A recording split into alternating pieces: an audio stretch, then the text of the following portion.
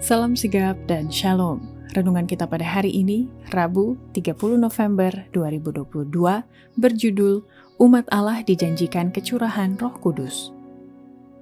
Ayat intinya terdapat di dalam Yehezkiel 39 ayat 29.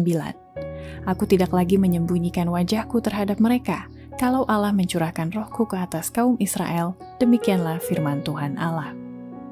Pena Inspirasi menuliskan yang dimaksud dengan judul renungan kita pagi ini, umat Allah dijanjikan kecurahan Roh Kudus, dan makanya kita harus senantiasa datang menghampiri tahta kasih karunia Allah dan mengalami kasih-Nya yang tiada bandingnya itu adalah sebagai berikut. Pertama, hal yang perlu diketahui dan dipersiapkan sehubungan dengan nubuatan Nabi Yehezkiel bahwa umat Allah dijanjikan kecurahan Roh Kudus adalah kita tidak boleh mereka-reka atau berspekulasi karena tidak ada satupun yang tahu kapan kepastian kecurahan Roh Kudus atau tentang kedatangan Kristus itu. Kita tidak mengetahui saat yang pasti tentang kecurahan Roh Kudus atau tentang kedatangan Kristus. Mengapa Allah tidak memberikan pengetahuan ini kepada kita? Karena kita tidak akan memanfaatkannya secara benar sekiranya Ia mengatakannya. Satu keadaan akan timbul sebagai akibat dari pengetahuan ini di kalangan anggota kita yang akan sangat menghambat pekerjaan Allah dalam menyiapkan satu umat untuk bertahan pada hari besar yang akan datang. Kita tidak boleh hidup atas rangsangan waktu. Kedua, hal yang perlu diketahui dan dipersiapkan sehubungan dengan nubuatan Nabi Yehezkiel bahwa umat Allah dijanjikan kecurahan Roh Kudus adalah bila mana kita senantiasa rajin berdoa seperti halnya murid-murid di hari Pentakosta.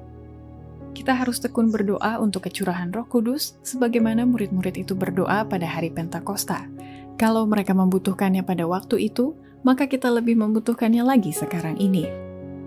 Ketiga, hal yang perlu diketahui dan dipersiapkan sehubungan dengan nubuatan Nabi Yehezkiel bahwa umat Allah dijanjikan kecurahan Roh Kudus adalah bila mana kita sungguh-sungguh mencari, berdoa, dan percaya akan kecurahan Roh Kudus itu.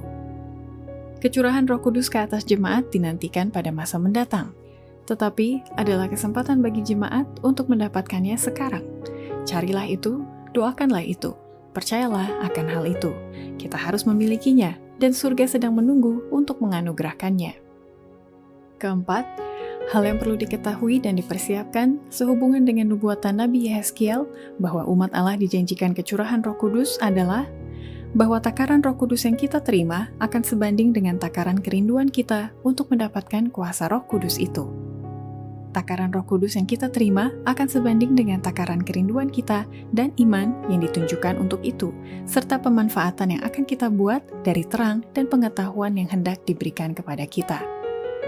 Kelima, hal yang perlu diketahui dan dipersiapkan sehubungan dengan nubuatan Nabi Yehezkiel bahwa umat Allah dijanjikan kecurahan Roh Kudus adalah bila mana kita sungguh-sungguh memanjatkan permohonan-permohonan kepadanya.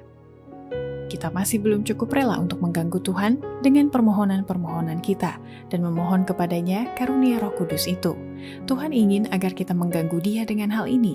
Ia mau agar kita mendesakkan permohonan kita ke tahta itu. Demikianlah renungan kita pada hari ini. Kiranya Tuhan memberkati kita semua.